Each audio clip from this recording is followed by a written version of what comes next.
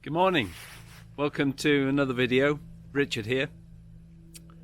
I've been dehydrating a recipe that I found on YouTube from a channel that I follow called Kevin Outdoors, and I made a vlog of that preparation process, and I've asked Kevin whether it's okay to put it on here, and he says by all means. I mean, if you're a chef, you like people to try your recipes, don't you?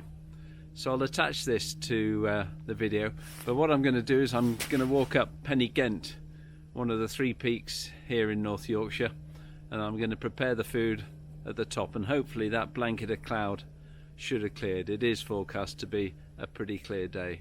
It's very cold, so I'm going to get ready and get going.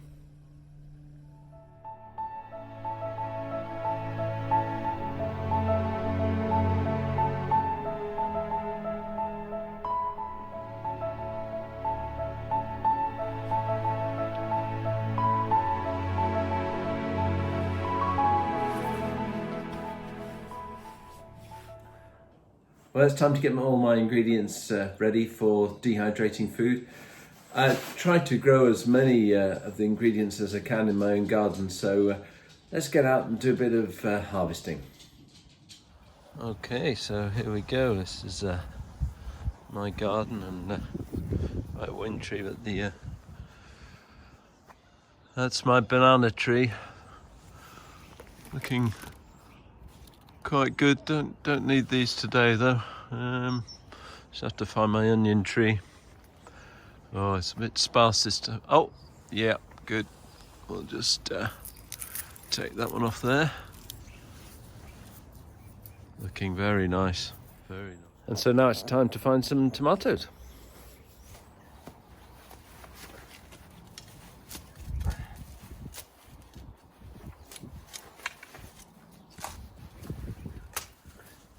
Perfect, I think. Oh, yeah.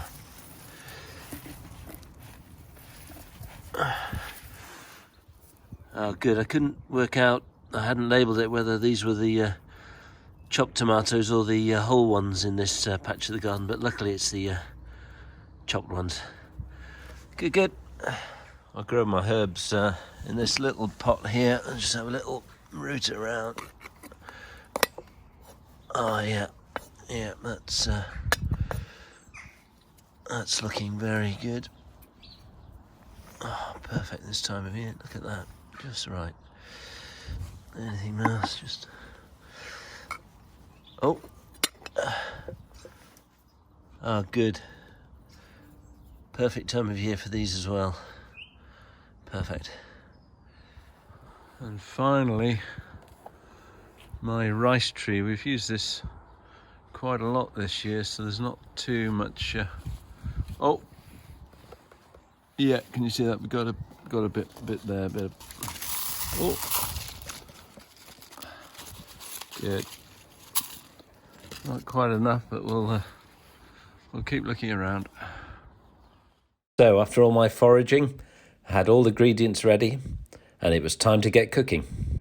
One thing I'd like to add is that all the pieces of music that are attached to this current video that I've done are composed and performed by my son Sam, and I'm going to put all the links to his Facebook, Instagram and Soundcloud account below, and I'd very much appreciate anyone showing some interest and taking a look at his stuff. Thank you.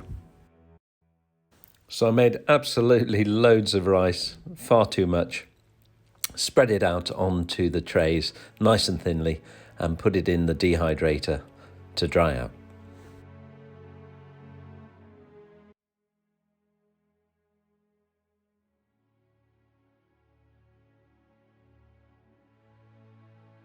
I've only got one dehydrating machine, so whilst the rice was in there, I got to work on the chicken. I sliced it extremely thinly, and then I added a great helping of chili powder before covering it in cling film and letting it marinate in the fridge overnight.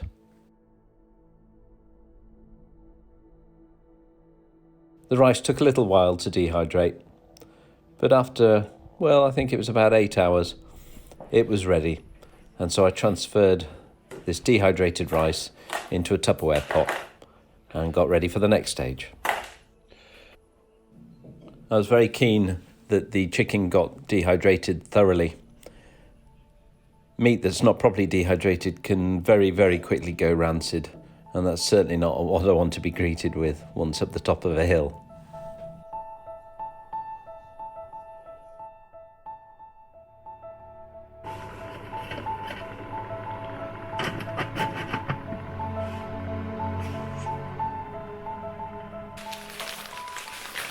And whilst the chicken was dehydrating, it was time to open a package that had arrived.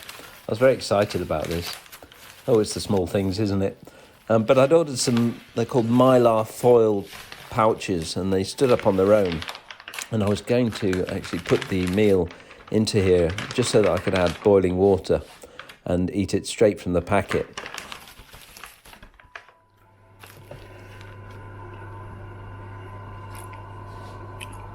Well, the chicken was dehydrated in a surprisingly short time. I think it took about 5.5 hours. So that was great. I had that set aside now, and it was time to get on with the sauce. So I roughly chopped some red onions. I like to use red onions. I think they hold the most flavour. Before, with just the tiniest amount of olive oil, I softened them before beginning to add the spices. Added some crushed garlic, the dried ginger, for garam masala, and a really, really good helping of chili powder. So I stirred this all up, let it cook for about 5 or so minutes before adding 3 or 4 cans of my homegrown chopped tomatoes.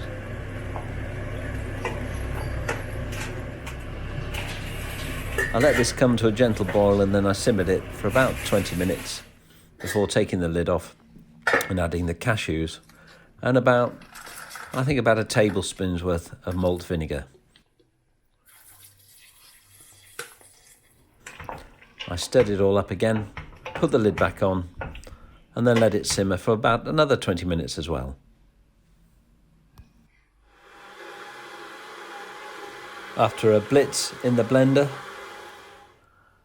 it was time to put on the dehydrating trays. The dehydrator had finally become available again. I used some baking parchment on top of the dehydrating trays this time in order to hopefully distribute the heat a bit more equally and speed up the process.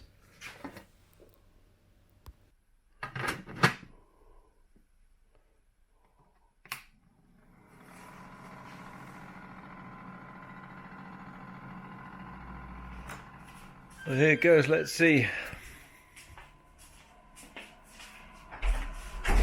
They've been in here for a long time now. I'm quite surprised how long it took, but I think we're just there a little bit leathery still. I think it's okay though. It just takes a little bit to see that, just a bit bendy.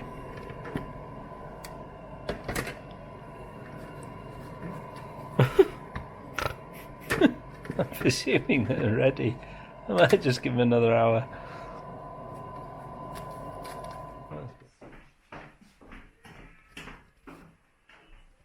And finally, all the ingredients were dehydrated and ready for mixing up, dividing into portions, sealing, and getting it ready for storage.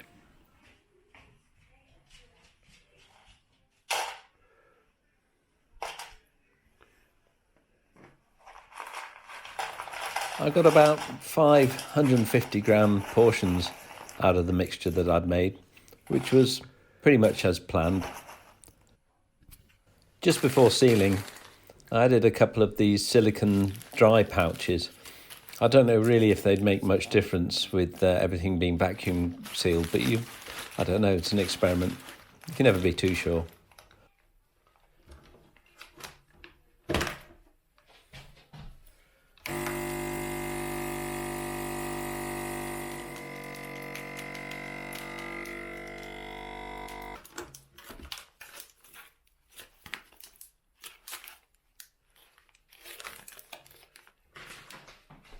And once the packages were sealed, I popped it into the foil Mylar pouches, labelled them, and they were ready for storage. And I was very excited about trying one of these out in a couple of days as I went up one of the 3 peaks here in North Yorkshire called Pen Y Ghent.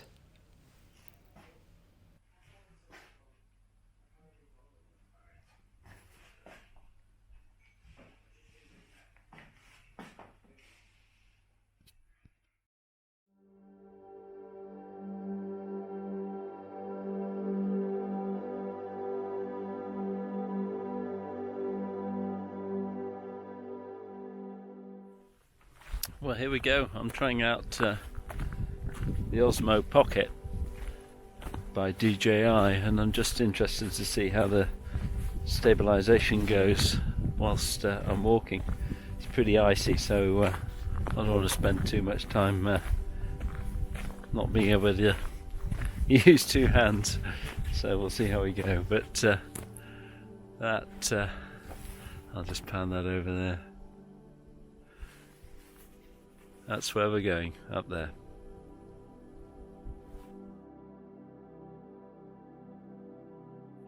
Just look at that, the valley's beginning to open up.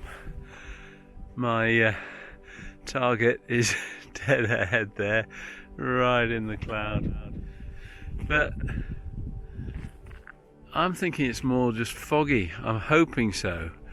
And that I might even get above this cloud, which would be even better than it, in my opinion, than it being a clear day. Either way, it's good to be out.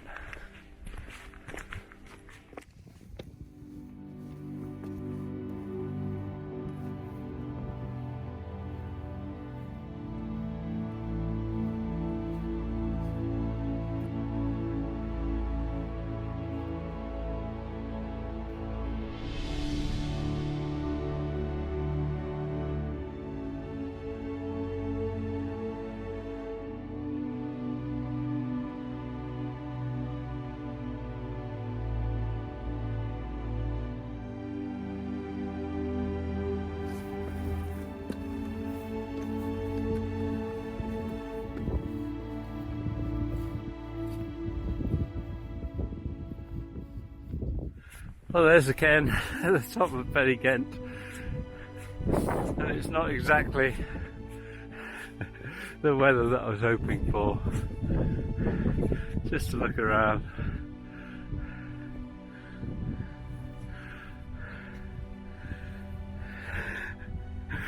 You can't win them all.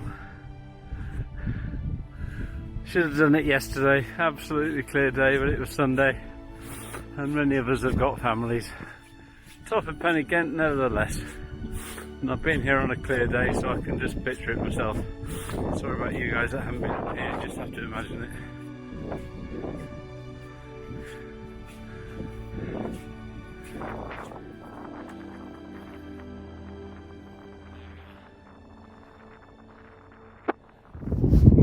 Our next investment is going to be one of these Rode Wireless Goes, because I know you're going to get wind noise there. I've got everything ready. The butter chicken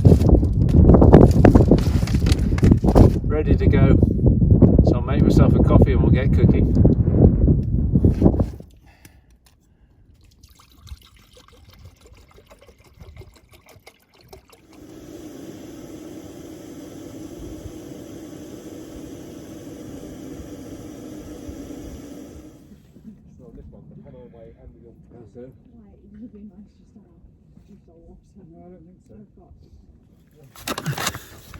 Well, for the moment of truth, got my butter chicken. And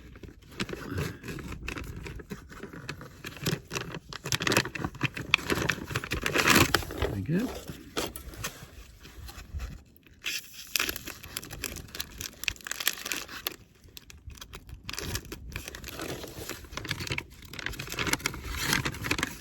And this is what I was going to try. Putting it in there, water in. and rehydrating it there without the need for getting any pans messy. See if it works.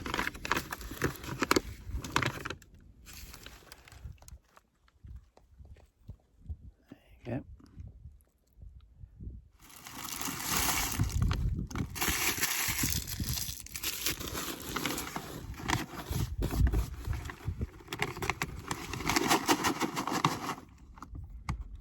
Good.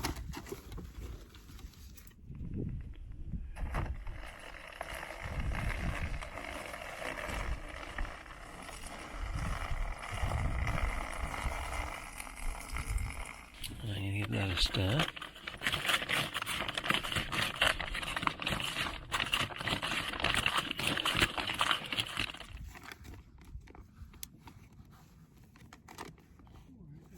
This was also an experiment to see how my newly invented bag cozy performed. I just measured out one of the foil packages and made out one of these little sachets for it to store in while it rehydrated. If you can save a little bit of a heat, I think that helps for, well, very little weight.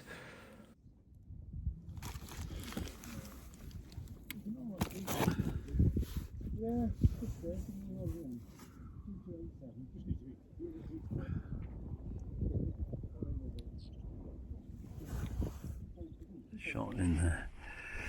Needs a stir up, but I think that's looking pretty alright. I think this is going to be pretty good. Ah,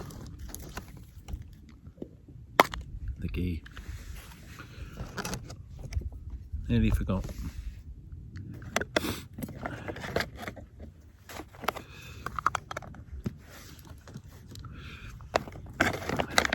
Just look at that. You got to do it one-handed. Got the butter's in there, it's made it go all creamy. And that, to me, looks pretty good.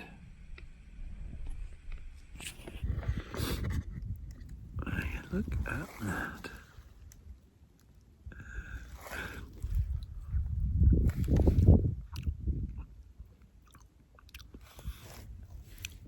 Kevin, you're a genius. That is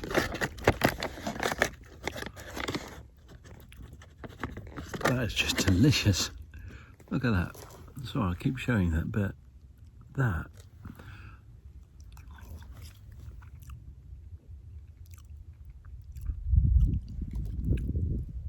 Words escape me. It is really, really nice.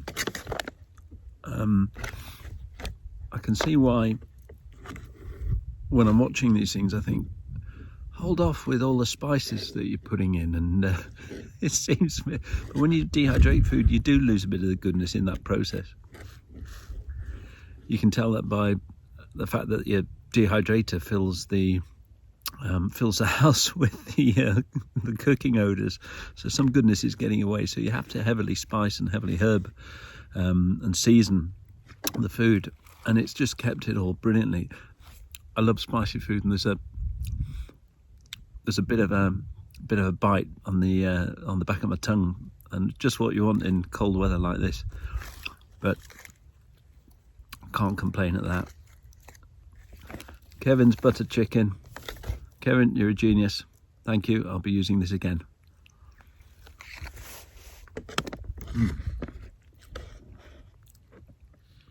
I had confidence that it was going to be good, but you think these things are never going to be quite as good as you see them made in the first place. But I'm going to be able to reuse this bag because I've scraped it's absolutely clear. Once again, I can't get over it. That's the best dehydrated camping meal I've ever had. I'm really, really pleased.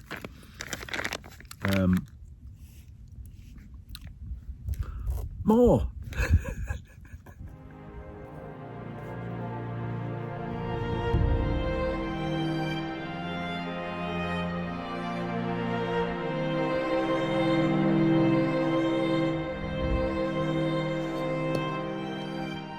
pretty foggy descent. Not that bad, but I just wanted to point out this cairn here and the precision, which I'm not even going to try and help build that one up. Look at the precision at which that's been built with the tiniest pebble on top. Great.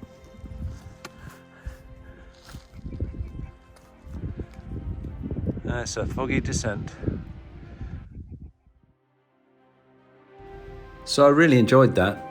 I'd cooked and dehydrated a great recipe, climbed a hill and rehydrated the meal at the top with fantastic results.